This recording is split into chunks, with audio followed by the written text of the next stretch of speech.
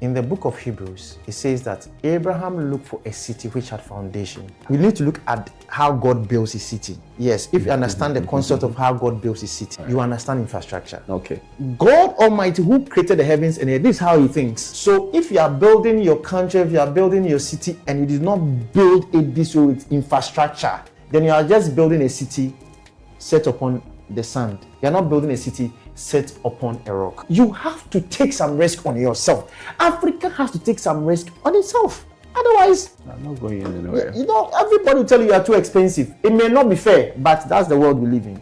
The world is not fair. New colonization, slave trade, racism. You've not de-risked you. You've not built anything. This is the way capital flows. The moment capital sees that you've de-risked it, you structure things, capital will chase you. Look, even this guy, when he's building and this money is going to your account, very soon the bankers will call him and ask him, even if he's not asking, going for a loan, the bankers will ask him, you've seen your account, don't you want a loan? Yeah. Government is supposed to lay out the infrastructure, all right? When they build the infrastructure, it de-risks the system and the ecosystem. Provide and build an enabling environment for the private sector, that's business, to be able to also function properly, well. So if the foundation is broken, what can the righteous do? Who are the righteous people? The entrepreneurs. Like I told you before, like Aliko Dangote said. So how come we are not able to fund our own infrastructure, but we have a domestic capital of $4.1 trillion? Because our infrastructure is broken. So our ecosystem is too risky. Like I said before in other episodes, capital doesn't like mess. It likes structure. And this is the Prince of Egypt podcast. Kusi Brempong Jr. here. My name is Michael Dramina. Right. Michael, how are you doing? I'm good. How are you? I'm good. Wonderful. I'm good. Nice. I think in the last episode we had a wonderful time. We did. On the Jacob and Esau story. Right. Why some nations win and why some fail. Yeah. Right.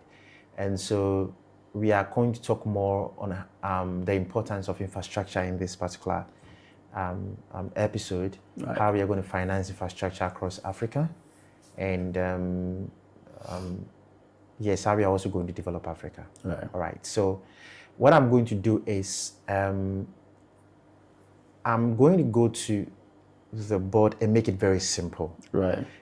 There are a number of technical terms in there, but I will try as much as possible to make it very easy for everybody to understand. You're going to teach us today. Yes. So I'll go to the board and just make sure I'll keep it simple. I'll try and as much as possible go slow so that anybody listening to us or watching us can really understand.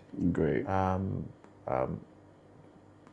Infrastructure and how the economy works. All right. So yeah. Beautiful. All right. I think that the African Development Bank estimated that Africa would need about $170 billion. Sure. To close the infrastructure gap. Sure. How important do you think an infrastructure is to the economy? All right. So when God sent Abraham into the promised land, right? He called Abraham from the land of Ur, okay, to show him a land that he had promised him, all right? Now, in the book of Hebrews, it says that Abraham looked for a city which had foundation, whose maker and builder is God. It's God. So, a city, right, with foundations. Okay? And God was the one who built that city. So we realize that God is a builder of a city. Right. So we need to look at that city. We need to look at how God builds his city. God's city concept. Yes, if you understand the concept of how God builds his city, you understand infrastructure. Okay. Right. So when God is building a city, he always will build it upon a certain foundation. Right. There is a reason. Right. And so Jesus said something. He said that any man that listens to my word, okay, is like a man that builds his house. But before he builds the house, he will dig deep and build the foundation upon a rock. So you want to build a house, right? But the house, you must build the foundation, right? Upon a rock.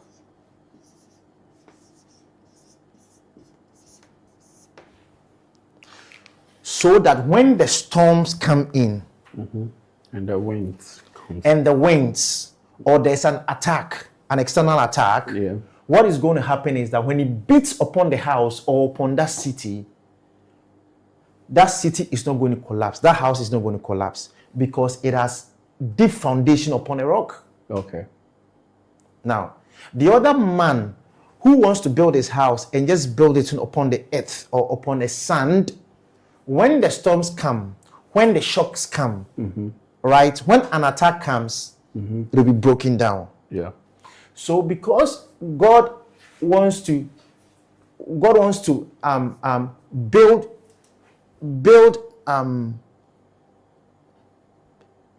to protect his city against such things. He has to build it upon foundations. So God's city is in Mount Zion. Okay. So even in Psalm 87, it says that his foundations are in his holy mountains. Right? Foundations are in his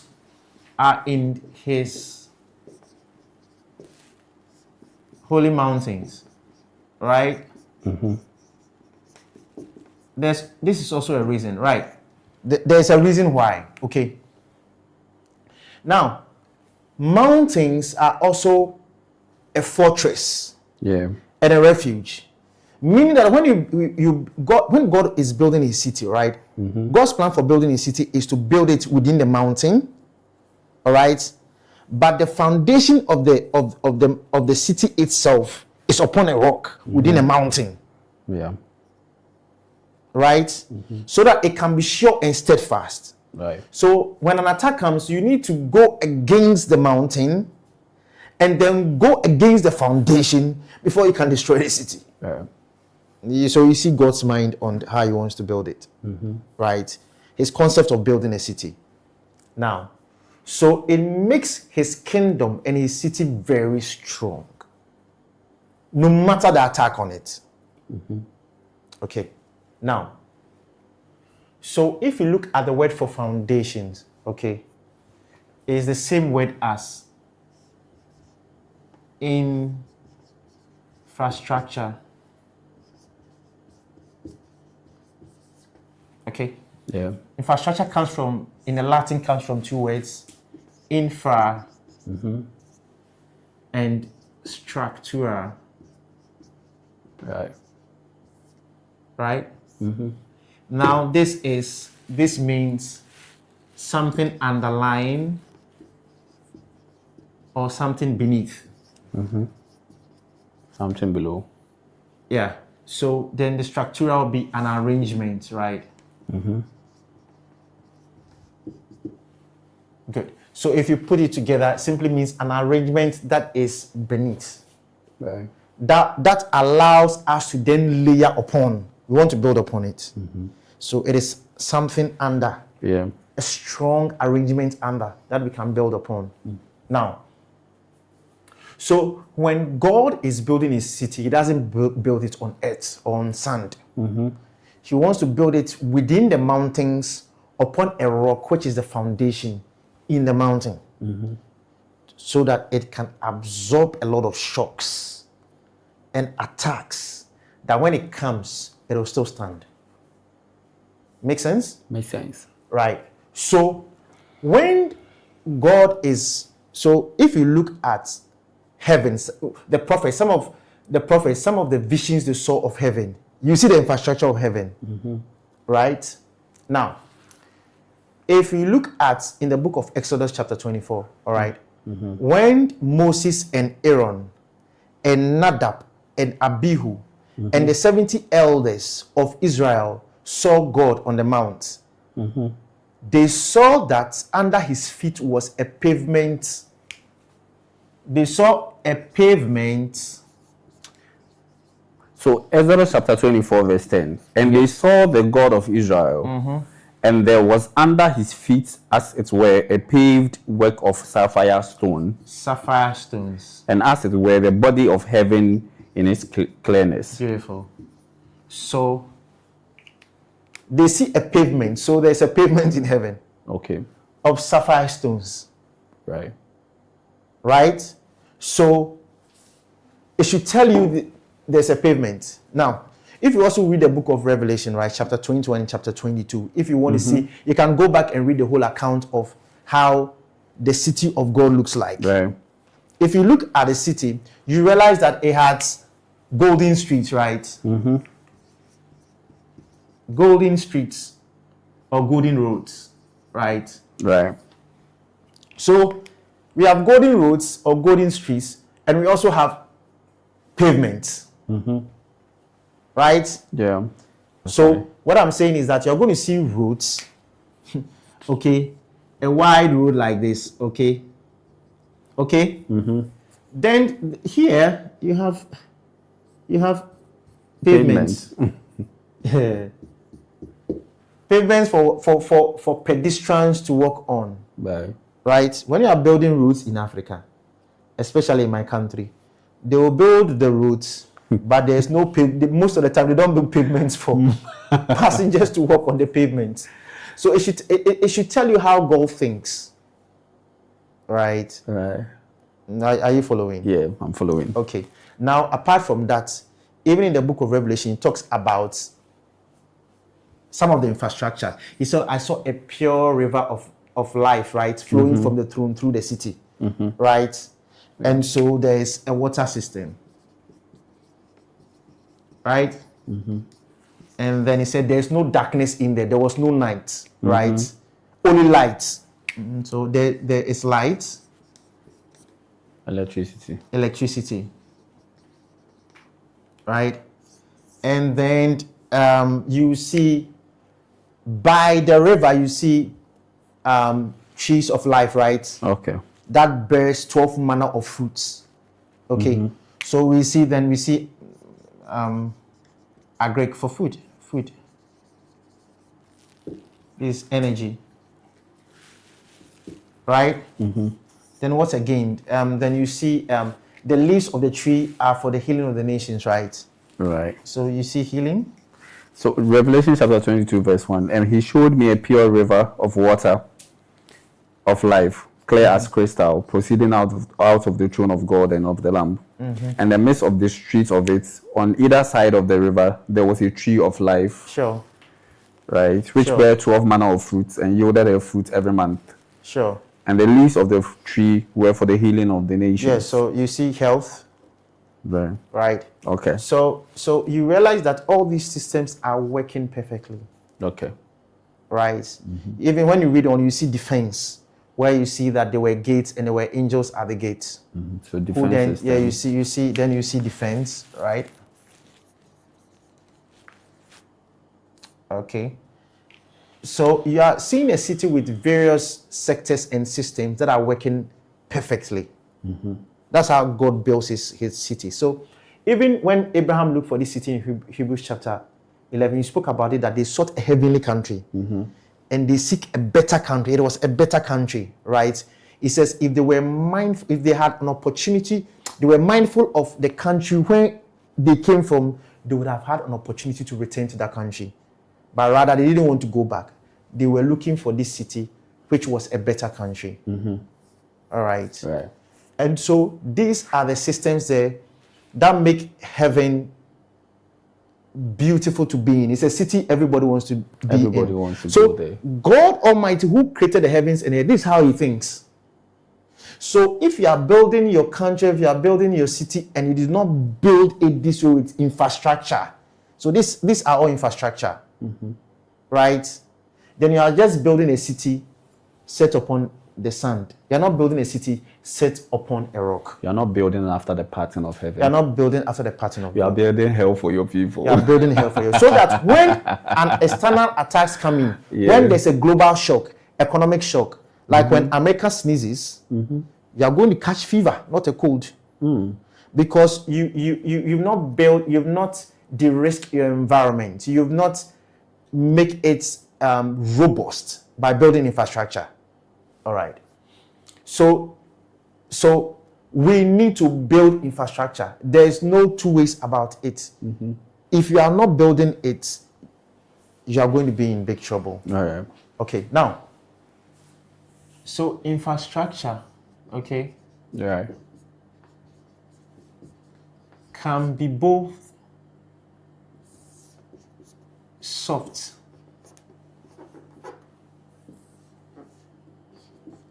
and hard. Okay? All right. Now, so under soft, we are going to have law and regulation. Okay.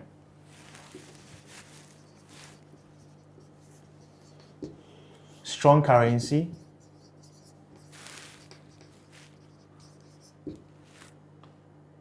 Local content.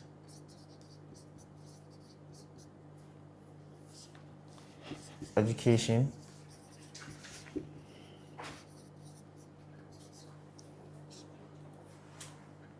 And general policy direction, right? Okay.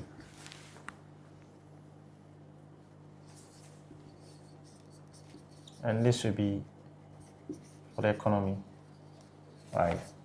Now, if you look at the hard infrastructure, okay, you are getting housing, roads, power plants, water plants, schools, hospitals. In these times, fiber optics, optic cables, airports, ports, refineries, strategic reserves.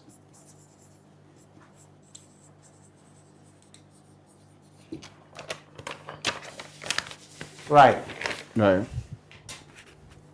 Now, so this is soft, this is hard. Okay? This is soft, this is hard. Now, if you really want to build, if you build these things solidly, it makes your economy very strong. What do you mean by local content in the soft infrastructure? Local content has to do with supporting your entrepreneurs. Okay. And your locals, okay, to make sure they if, for example, if you know, because we're in a global village, right, you can get foreigners coming in to invest in your country, right?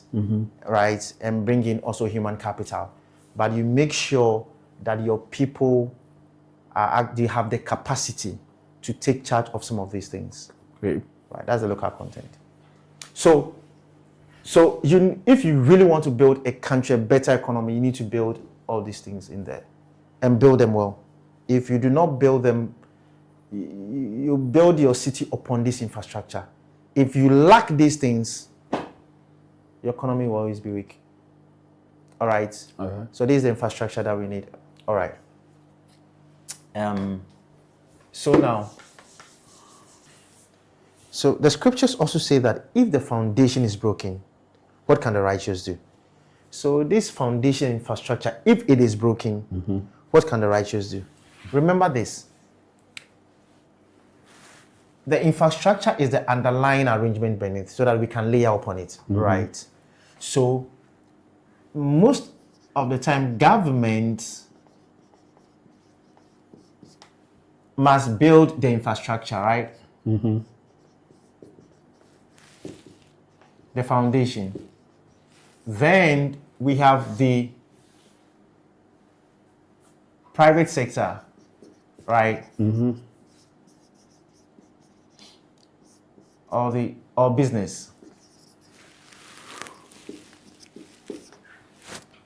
They will then layer innovation, right? right? They will layer innovation upon this infrastructure, right? Then we have the house fully built. All right.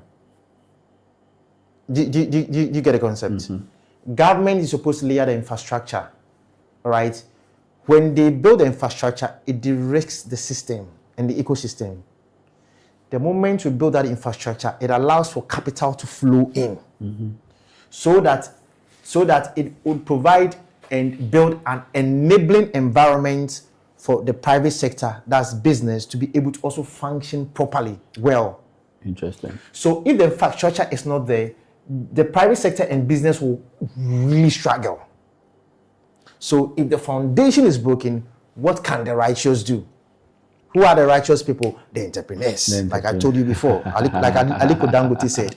So so government has to do that part. If it is not done, right, we can't build great businesses, right? Now, I think it's in Zechariah chapter 1 verse 17 says that my city through prosperity shall spread abroad. So God wants his cities to now spread abroad, but it's going to spread through prosperity. But remember that this city has foundations, he has infrastructure. So if he has to expand abroad, it'll be expanded through prosperity. Okay. Are you getting me? Yeah. Right. That means, so the prosperity here is the capital, right? Capital comes in to really bring the development and infrastructure and expand, urbanize the whole place. Okay. It makes sense, right? Makes sense. Right.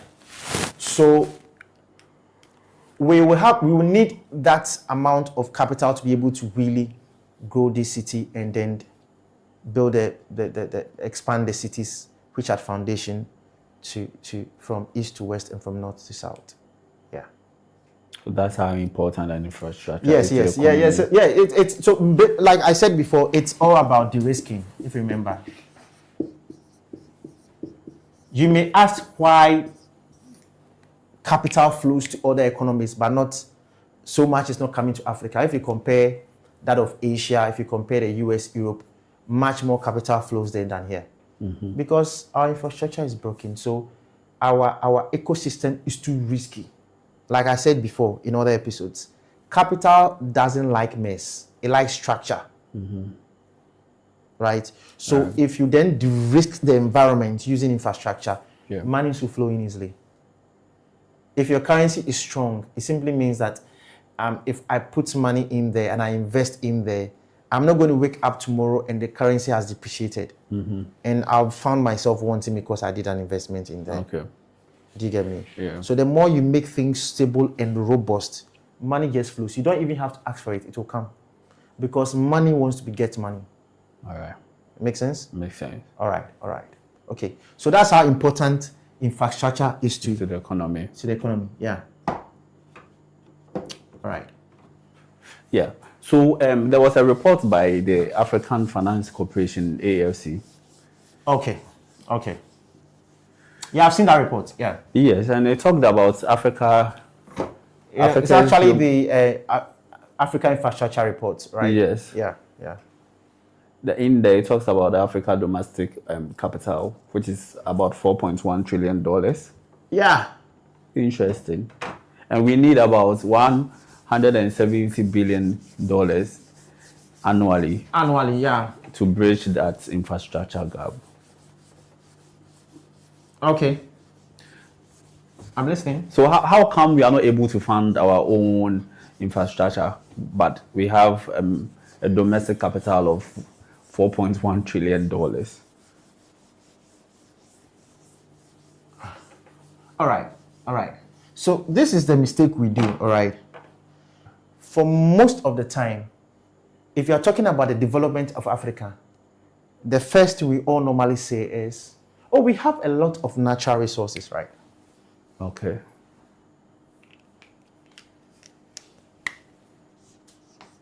Africa is endowed with natural resources. All right? Right. Why are we not developed? Because the natural resources simply means money. Okay? That's what it means.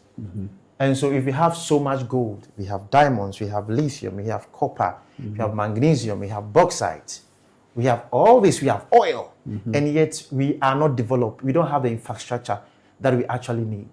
So if we could use the natural resources well, we are going to actually develop. Yeah. But not really. Not really. Yes, but look, what you just said, the report you just read. Yes. Okay.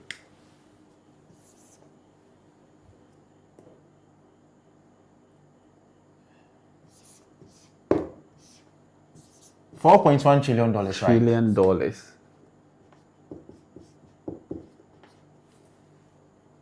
Okay. Sitting on the balance books of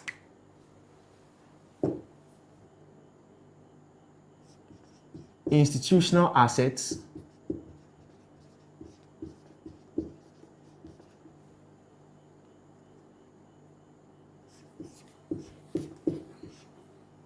development banks, and commercial banks. Okay.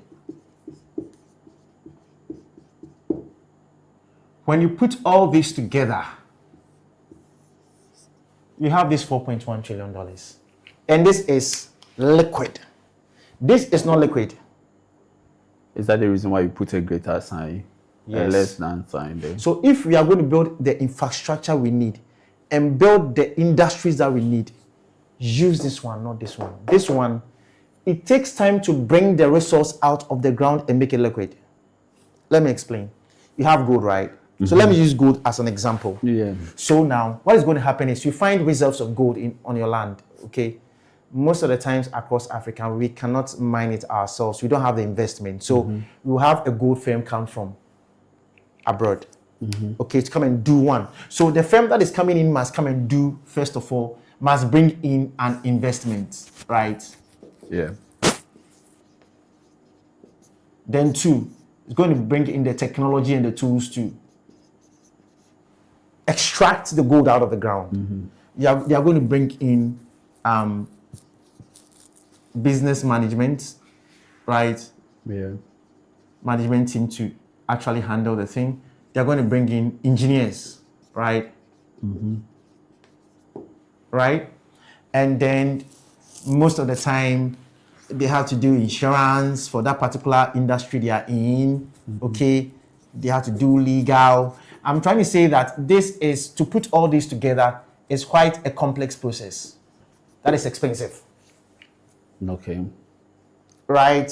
So you have to put all these things together, then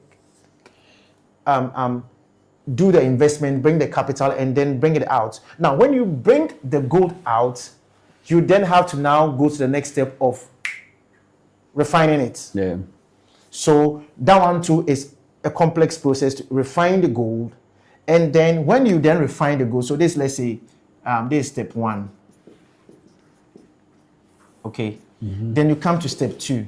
Step two will be, okay. So if, let's say you are not even refining the gold. Okay. Step two is that when you bring this thing out of the ground, okay, then you have to now export it or sell it according to the global market price.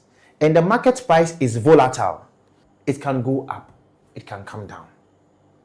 So it is, like I said, it's volatile.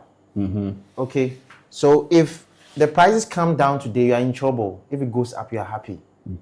Right? So it will take time for you to make this thing. I'm finding being watching. So it's like recently we have the gold prices high and the cocoa prices low. Down. Yeah. But there's a time when cocoa prices were up and we were excited and happy about it, and the farmers were happy. Yeah. Now, so that's how the prices are. Oil prices are really up now, Yeah. but it could come down very low. Yeah. So if you put all your hopes on it, you're in trouble. Right? On natural resources. On natural resources, you are in trouble because it'll give you something, but what I'm also saying that it takes time and it's also volatile. Do you get me? To liquidate this thing for you to get the money that you want to do something, Right. to build something. But these monies, it is already liquid sitting on the balance sheet of. Now, when I say institutional assets, Yeah, let's talk about I mean pension funds, okay. insurance, right? Insurance, and then sovereign wealth funds. Okay, please, it's not difficult, it's very simple, so just don't lose out. Okay. Okay. So for most of us working, right, every month, if you're a worker, you contribute your pension, right, so that when you go on retirement, you can have some money. Yeah. When you go on retirement, right? Right. And so you've been saving this money for years now. Okay, maybe when you were 25, you got a job. Yeah. Okay, you're going to save the money for the next 25, All 30 through your years, working all through age. your working age, right? So that money sits there for long. It's long-term savings, domestic savings. Same as insurance, like what we life insurance. Life insurance is your life, so it sits there for long. That money sits there for long. And also sovereign wealth funds. That means, for example, oil. You may now put some into that particular fund. All right, it's for the nation, but sometimes those funds also sit there for long in savings. Is that the Bank of Ghana dollar reserves, or does Ghana have a sovereign wealth fund? Yeah, we do. For the oil, we do. Okay. Yes, we do. And it's different from the reserves we had. Yes, at the it's different. central Yeah, bank. sure, Okay. sure. So sometimes, like Norway has a sovereign wealth fund with their oil. So what they've done is that some of the proceeds come in, that sovereign wealth is invested abroad. Okay. All right, and the proceeds that will come in, they can use that proceeds to do probably infrastructure or in the economy. But for most part of it, that money is sitting down there for long. Right. Right. So now, if you put these institutional assets, all the money sitting here across the continent, and the development banks and the commercial banks, all right, all the bank deposits, if you put all the assets under the management together, all this will be equal to, I'm coming, so if you do all this plus development banks plus commercial banks. Okay. Kindly explain the difference between the development banks and the commercial banks. Oh, normally for development banks, they are tailored, their funds is more into building, as the name suggests, development. Yeah. Maybe sometimes it depends on their mandate. Some will do, okay, we do, so for example, Agric Development Bank, they were supposed to actually concentrate on Agric and make sure that sector develops. Okay. Right. I think we have one development bank called Shelter Afrique. They are into housing. So they want to give money towards real estate and housing to develop it. Right. So they take a sector and an infrastructure and then want to put funds towards developing that particular sector. Does it make sense? Yeah. Then for commercial banks are most of the banks we know around, right? That just go into, you make deposits in there, then you withdraw those ones in the ones we know around. Those are commercial banks, right? So if you put all these things together, all these funds together, you have 4.1 trillion. Okay? That's a lot of money. How much do you need for infrastructure every year? 170 billion. So you need 170 billion dollars for infrastructure. So it simply means that annually, right? Annually to close the infrastructure gap. Yeah. And you have all this money sitting down there. All right? So even for just the institutional assets, okay, just this one. Yeah. Take this one out. This 2.1 trillion. You take these ones out. That's huge. This is 2.1 trillion, all right, for this. So even if you are, and this is long-term domestic savings, right? Because you see, what Africa actually needs is not patient capital. Okay. Right? Africa actually needs very patient capital. Okay. Not patient capital, because VC is known as patient capital. Yeah. But we need very patient capital. So this long-term domestic savings that sits there for long, if you can utilize it, we can build and develop Africa. All right. So when we say patient capital, how long are we looking No, at? so for most patient capital like VCs, Yeah. they have a fund cycle of like 10 years. 10 years, yeah. 10 years. But most of this infrastructure that we build, it takes time. Takes time. I mean, by the time you even finish building that infrastructure, that road, it will take you like 5 years. Yeah. Right? Then you now have to generate revenue on that infrastructure to now pay it off. So it'll take you 15 to 20 years to be able to pay it off. So we need very patient capital. All right. Okay. So for me, this is where the money is sitting. It does not mean, I'm not saying we can't use that to build, no, but this thing will be faster. All right. And it's better. Yeah. So currently, where are these funds? Where are these funds invested in? Right. So these banks, these funds are behaving in a certain way. Okay. Initially, in other episodes, I was telling you that all bankers will go to hell. So we will also add the institutional assets, right? Yeah. As for the commercial banks, they have their judgment already. So the development banks are also trying to do something. So we will add these institutional assets. The fund managers of pension funds, insurance, and sovereign wealth funds must also join the commercial bankers so that they can all go to hell. Right? And entrepreneurs will go to heaven. Period. Because these institutional assets are also behaving the same way as the banks. You will see it. Okay. Right?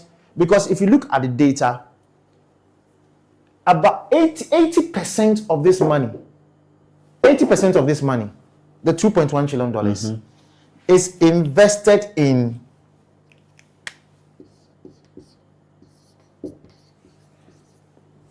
government. Can you finish it for me? Securities. Securities. T-bill. Government. Government bonds. Bonds. Playing it safe. Playing it very safe, like we spoke about. The banks are behaving the same way. And we are talking about this 80% of this money. 80. Or the $2.1 trillion. Is going into government securities, T-bills, and government bonds. Because it's safe. Because it's safe. And well, you can't really blame them because that's, for most part of it, that's what the mandate of the fund says. Okay. And also the law in the nation, most of our laws needs to be changed, right? We're saying that, look, hey, don't touch the pension funds and they should just make sure you keep it safe. Yeah. Invest in very low risk, short-term assets. Okay. Don't go and do any long-term risky stuff. All right. Yeah. So they are behaving the same way as the banks. The commercial banks. They are both, they are twins actually, and they are behaving the same way. All right. Right. So, and now with the government securities, when the institutional assets, okay, take 80% of that money and buy government securities, and the banks also take 80%, about 80% of their monies and buy T-bills and government bonds. This is what happens. Government, I'm coming.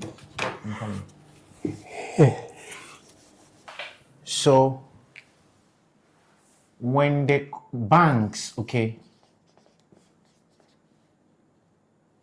and the institutional assets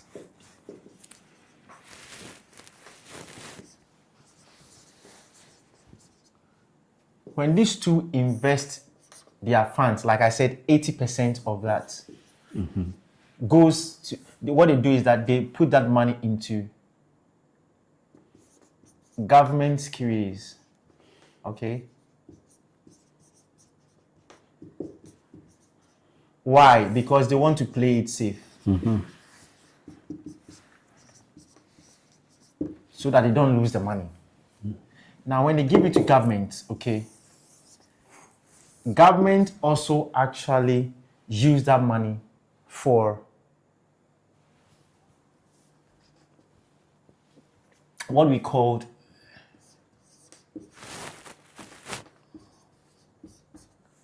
recurrent expenditure. Okay. Now, please calm down. I'll explain. It's very simple. Okay. When they are arranging a budget of a nation, always like in our country, for every budget, like our budget, Yeah. is you see two items. Okay. I'm making it very easy. You are going to see recurrent expenditure. All right, okay? Okay. Then you're going to see capital expenditure. All right? Okay. Now, with the current expenditure, you're going to see items under it like salaries. Okay? Okay. Interest payments on your debt, right? Yeah. Then you're going to pay, then there's also statutory payments, right? Right.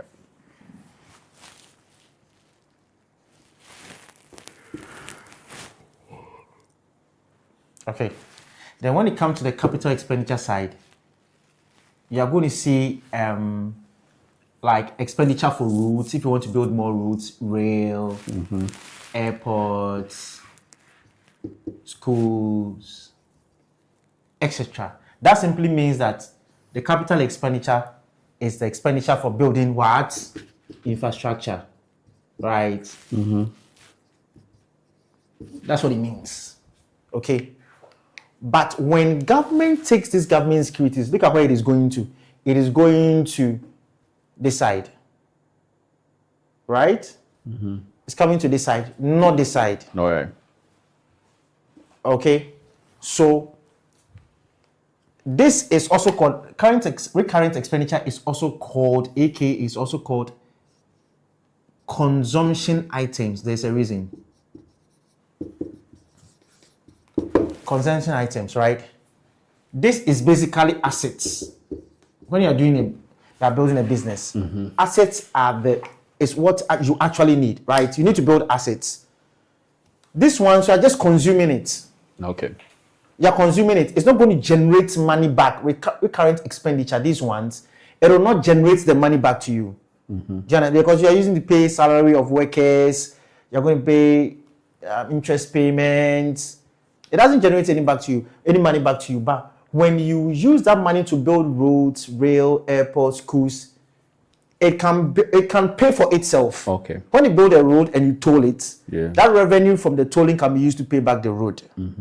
Airports the same, rail the same, right? But when it comes to these ones, they don't directly pay the loan. What is happening is that it is called consumption items because you are basically, in quote, consuming the money. It's not generating the money back. Are you getting me? Yeah. Right. So when banks and institutional assets are taking 80% of their money to play it safe and buy government securities, we are telling ourselves that we want to use 80% of that money for Consumption.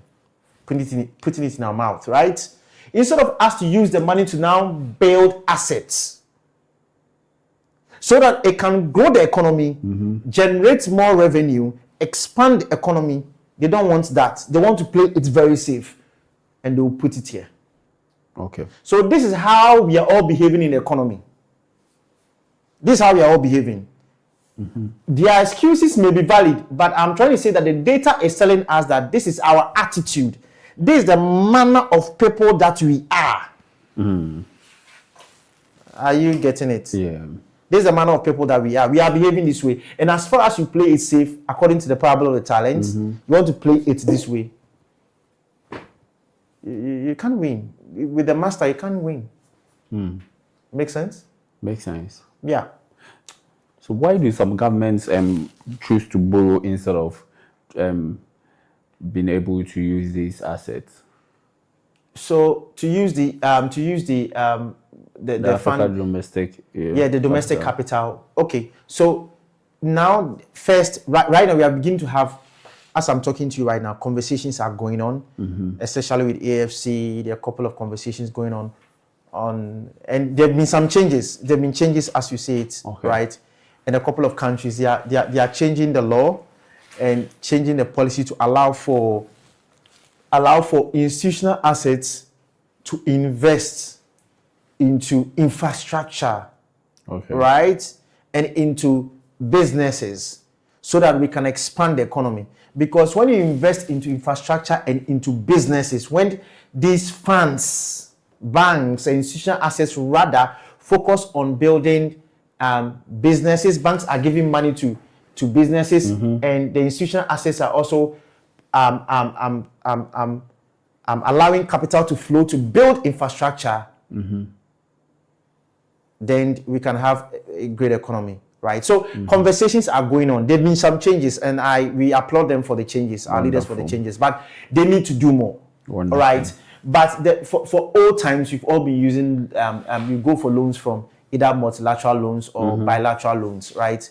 And you go for the loans from abroad. But this is the problem with the loans from abroad. It will come with strings attached. Now, it will come with certain conditions you don't like. But you see, you have money sitting there. Why don't you use it? Right? Right. You and me know. We complain, if you go to the IMF, their conditions are... But why did you go there? You went there yourself. Right? You went to the World Bank yourself to go for a loan. So if the conditions are not good, of course, the world is not fair. It's not like the world will be fair towards you. The world is not fair. So why don't you use that money that you have? It's already in your hands. Right. Use that one. Okay, if you can use that one, it will be cheaper. Okay, it is patient. Take some risk. And the moment you begin to take risk on yourself, then you are de-risking your environment. What then happens is that when you de-risk your environment and you take the risk on yourself and you start building infrastructure and de-risk the environment, what happens? All that capital will begin to flow in, but it will come in at a cheaper cost. And then you can determine the terms of that contract. Because the capital is rather following you.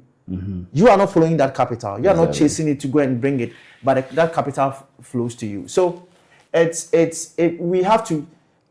Should we still get loans? Of course, but I think we have all this capital sitting on our balance sheet across the continent.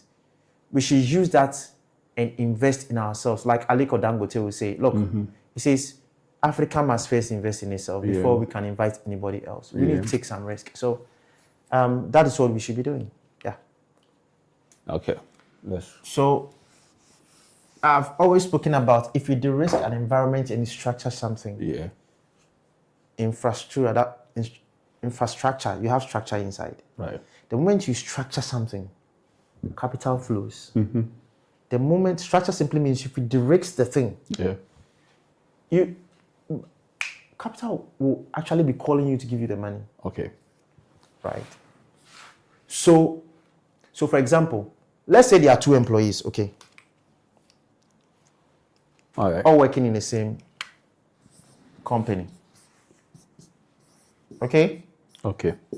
So this is John. This is Peter, right?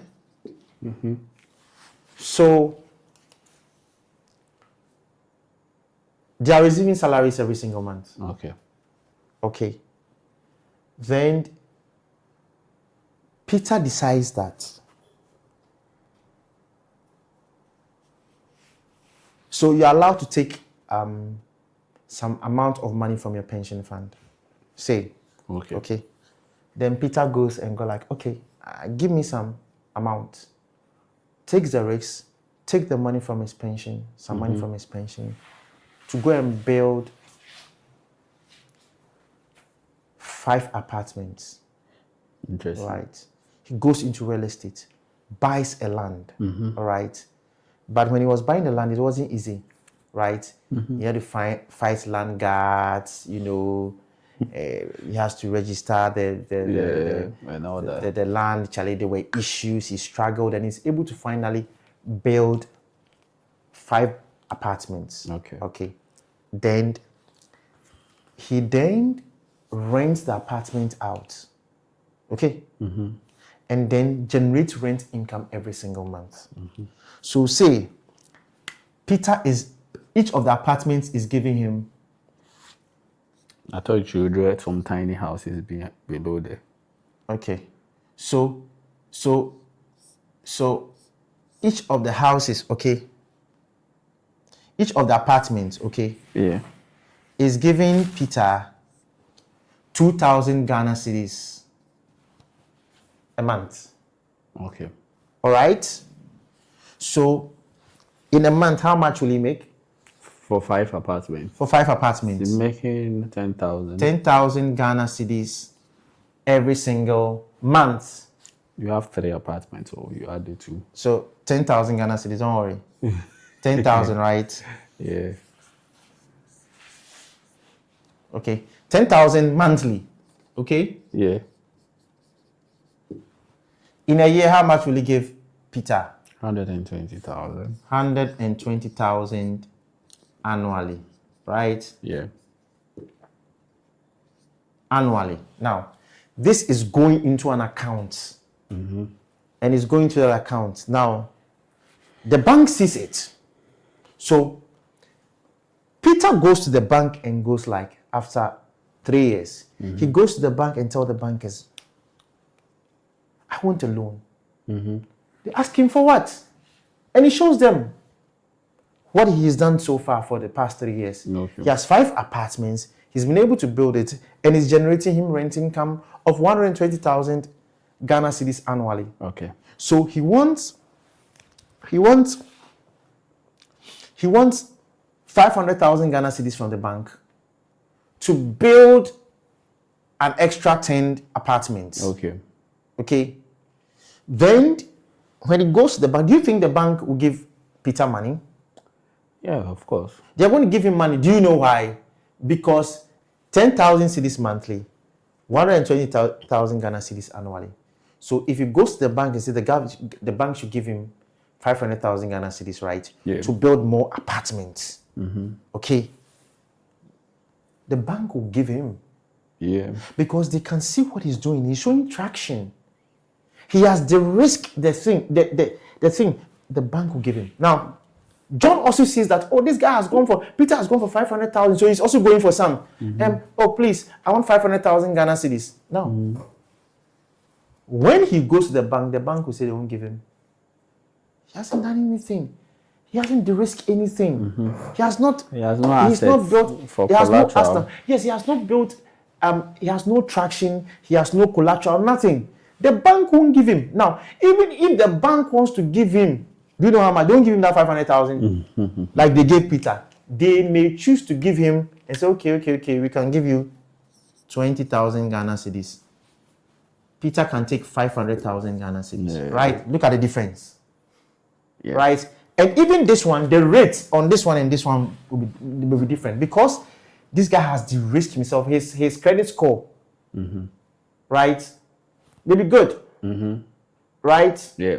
And so when they are doing the credit risk on him, they will say, oh, okay, this guy, we can give him this amount of money for, let's say 2%, right? But this guy, he's too risky. Let's take like 6% from him. Then John will shout, no, it's not fair. You are not giving me the 500,000. Even with the 20,000, you are taking 6%. The world is not fair. New colonization, slave trade, racism. Yeah. You've not de-risked you. You've not built anything. This is the way capital flows. The moment capital sees that you've de-risked it, you structure things, capital will chase you. Look, even this guy, when he's building and this money is going to your account, very soon the bankers will call him and ask him, even if he's not asking, going for a loan, the bankers will ask him, we've seen your account, don't you want a loan? Yeah. It's not because they like you or they hate you, you are short or tall. You need to, it's the same message. De-risk the thing. When you de-risk it and you've built traction in, right? Yeah. Capital just will follow you, period. Right? So this is how we are behaving.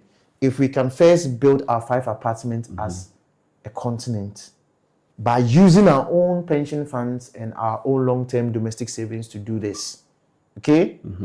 Then it simply means that when loans are coming in, they'll come in cheaper. Yeah. Do you understand me? I get it. But if you don't have anything and the foundation is broken, what can the righteous do? It simply means that when they come in, the money is coming in, it'll come at a higher cost and it won't come much. More won't flow there. Yeah. That's how capital behaves. So we are saying that with the cost of loan, Africa incurs about $75 billion a year. Extra. Just for being Africa. Yes. They call it perceived risks. They think it is much more riskier. But Africa also pays most of their loans. If you are looking at infrastructure loans. Yeah, if you look at it, we are the second on the list to not default. So we're actually good at paying our loans back. Yes, so that's very good. We are second on the list. We are very good. Extra cost because about $75 billion. $65 billion extra annually compared to other regions. Yes, annually. Interesting. Yeah. That is like the GDP of Ghana. Yes, right now our GDP is like Okay. Yeah, but that's a lot of money, right? Yeah. That's a lot of money because the truth is, even though we are like, you see, you are going for somebody's money. Okay. You may say it's not fair. I keep saying it again. This guy may say it's not fair. Yeah. But it's not your money. I don't get it. It's not your money. But we are paying the money. We are the second to pay. But is it your money? It's not my money. It's not your money. So this guy can cry and cry. I am saying that you have money. We have our money sitting in your pension funds. If you will use it and you yourself, you are afraid to use it. You are behaving like the third servant in the parable of the talents. And you are playing it safe. What did the master say? What did the master say? It is criminal. It's criminal. And what did the master say concerning the one that they took his talent and gave the guy that had more? What did the master say, Michael? That even the little that you have will be taken away from you and given to the one that has riches. Yeah. That has much. So that's why I told you, look, you have to take some risk on yourself. Africa has to take some risk on itself. Otherwise, I'm not going anywhere. Everybody will tell you are too expensive. It may not be fair, but that's the world we live in. So what are some of the strategies to deploy when we want to fund our own infrastructure? Looking at our domestic capital. So if I'm getting you, you are saying that if these monies we are talking about, right, the long-term domestic savings, how are we going to channel them into building infrastructure and making sure that we can make return on that investment and making sure that the money can come back to where we took the money from? Yeah. Right. One strategies. So if you want capital to flow from all these institutional assets into building infrastructure. Yeah. Let's say we wanted to build the Accra Kumasi Expressway, and we needed money from a pension fund. Yeah. All right, to do that. And they say, okay, good, we are going to give you money.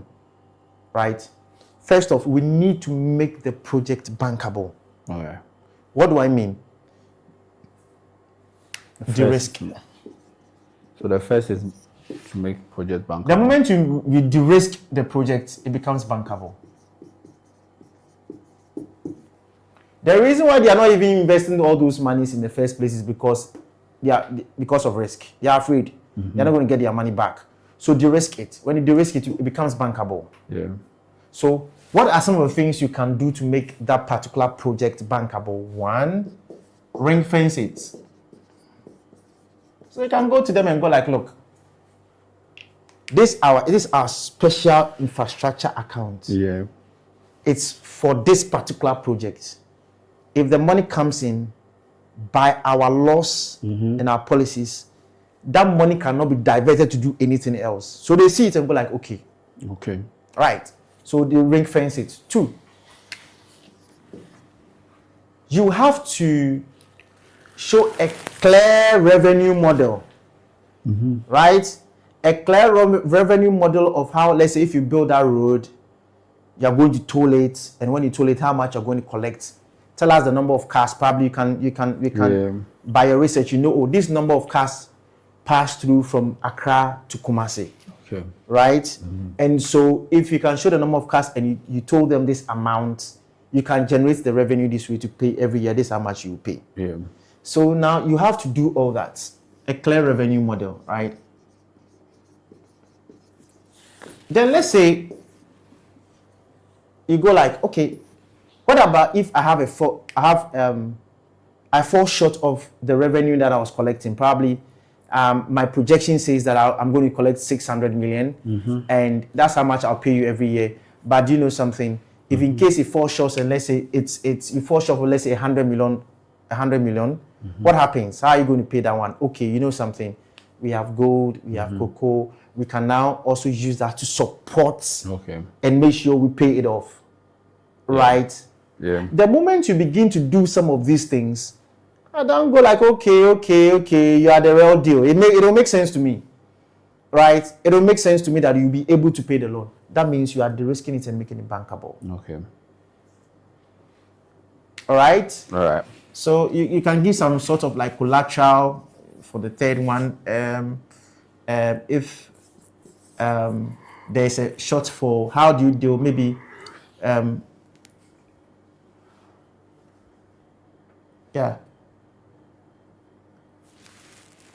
how do you mitigate the shortfall, right?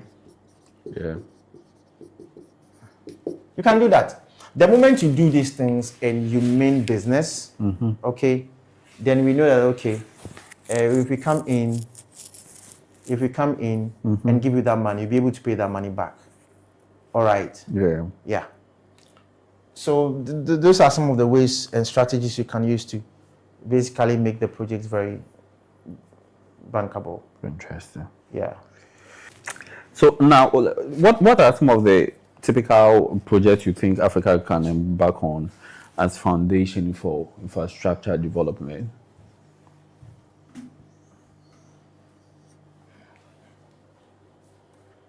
So if you look at West Africa, okay, we intend to build a highway from Abidjan to Lagos, right? So this actually a 600-mile stretch. According to AFDB, it's going to cost us about $15 billion to build that highway. $15 billion, okay. Now, this corridor, okay, we have about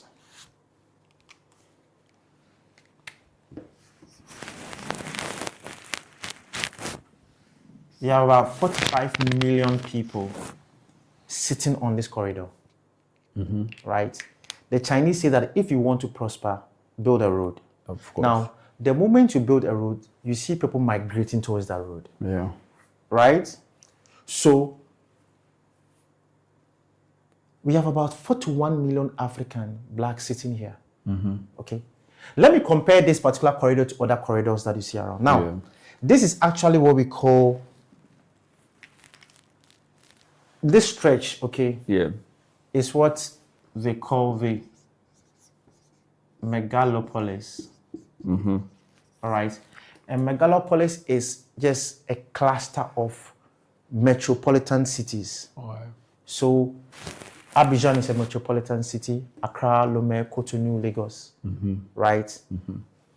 A cluster on that stretch. Right. Okay. So let's compare this megalopolis to other examples around the world. Yeah, okay. So now, if you look at the Osaka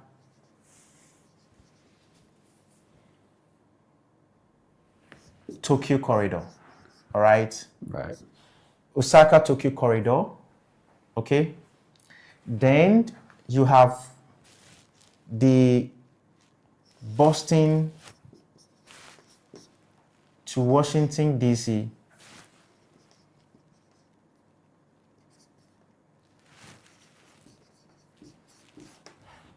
corridor, right? Then you have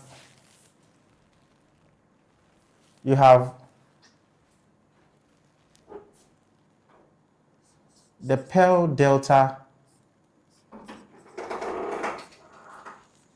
You have the Pearl River Delta, sorry.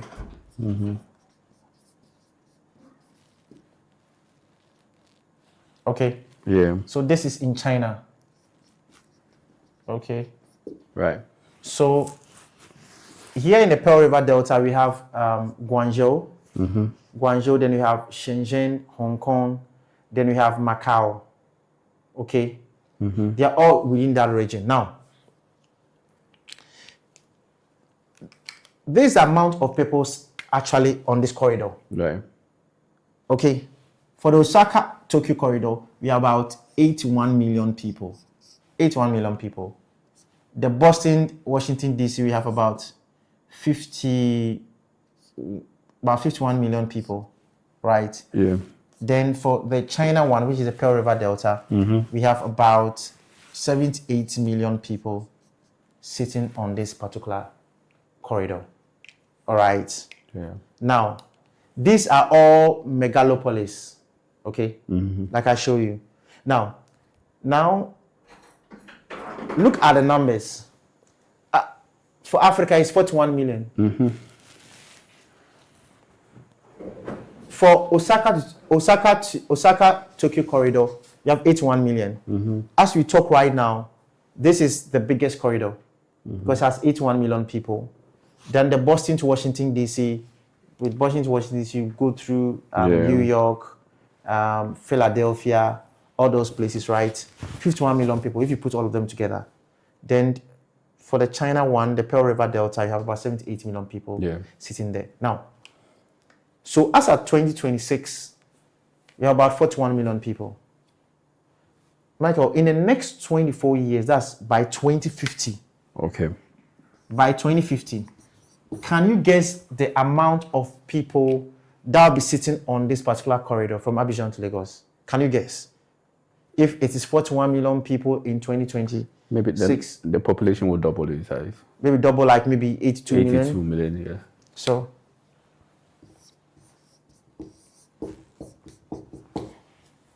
what? 175 million people in the next 24 years will be sitting on this corridor. Interesting. Right. Will be sitting on this corridor. In the next 24 years. In the next 24 years. So you can imagine sitting on this 600-mile stretch. Okay. So the Cape Coast Winneba Road that they are building from Kaswa to Winneba, for me, if I had my own way, we shouldn't dualize the road and build 2 lanes here, 2 lanes there.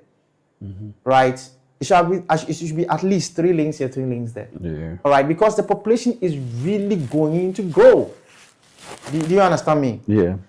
So so that you can cater for the population coming, because a good man leaves an inheritance for his children's children. So to 3 generations, right? You need to build asset that can cater for 3 generations. Right. All right. So if for me, maybe Cape Coast to Accra should be 3 lanes here, 3 lanes there. Okay. And from Accra to, let's say, Ho is 3 lanes here, 3 lanes there, so that people can go and live very far away from Accra. I can live in Cape Coast and get to Accra in maybe 40 minutes. Yeah. Because you have an express road. The moment I get onto that express road, I can just commute to Accra within some few minutes. All right. That's what we should do, so that we decongest Accra. Okay, decongest Accra, and people can go and live in the suburbans. But yet, when they get on the expressway, they can easily get to town. All right. And so this is a very, very interesting project that Africa wants to actually put together. If we're able to do that for Accra, Lome, Cotonou, Lagos, where people can easily travel, then we can it will lead to an expansion in the economy. Yeah. All right. So this is one of the most beautiful projects we should finish and work on. Yeah. And as part of it, it's been actually posited that they also want to build rail as part of the same stretch, right? So if we can have rail that allows us to go from Abidjan to Lagos, that means that it's going to cut down travel time and make it easy for us to transport people and goods across these 5 cities. Yeah. So that simply means that in 24 years it will be bigger than all these corridors. So we should do the right things. You should lay the right foundation and build the right assets, because if you do 2 here, two lanes here, 2 lanes here, trust you me, in some few years to come, right, you may want to now expand the road. Yeah. And that will cost you more. So you have money, do the right thing. All right. Africa must believe in itself and build its own infrastructure. Yeah. Right? And we must do the right things. Okay. Okay. Look, the Accra to Kumasi Expressway, it's a solid project. Yeah. If they are able to do it, a solid project. Right. It simply means that people can go and live very far away and travel to the capital within some few hours. Yeah. All right. We need to build such infrastructure, especially rail. Yeah. We need to invest in rail. Yeah. Okay. Because rail is quick and fast. Okay. So some of the goods and minerals that we actually extract, okay, they can go by rail. Yeah. Easily. So we need to believe in ourselves. Look, this $4.1 trillion is little. It's little. What do I mean? Because even with pension funds, most of the pension funds are paid by the formal sector. Yeah. Right. Right. And for African economies, about 90% of our economies are informal. So even if the 10%, It's okay, able to set that amount is of money. sitting that amount of pension funds, right? Yeah. Then, if we try as much, look, if we even add even 10 or 15% of the informal sector, right, to pension contributions, you can imagine how the pension contributions become very huge, right? So we need to do that. Look, China and the rest of Asia use their domestic savings, right? Right. They had the domestic savings were so much in pension insurance, it was there. So they used that to develop. It wasn't just about going to borrow, always borrow. They use that and they developed. So if you go to Asia now, most of their countries are developed. Yeah. So let's believe in ourselves and then use that money. But like I said, it doesn't mean just jump into the risk and be there and just be throwing money around. No, we are saying that de-risk it. Okay? Then when you de-risk it, you create value. Period. Chop it. If you go and chop it, then there's a problem. But if we can do that, and Africa can believe in itself, what is in your hands? God asked Moses, what's in your hands? He says a rod. Yeah. So use what is in your hands. If you use it, that one is safer. That one has no strings attached. Yeah. No bad conditions. All right. Exactly. Then so that we can build the African that we want. All right. All right. So yeah. God bless every one of us, and God bless Africa. All right. Okay. Okay. So I mean, let's please subscribe to the channel, like our videos, comment in the sessions, and we are going to bring you more episodes. All right, more very fun episodes and more very educative episodes that will inspire us to build the African that we really want. All right.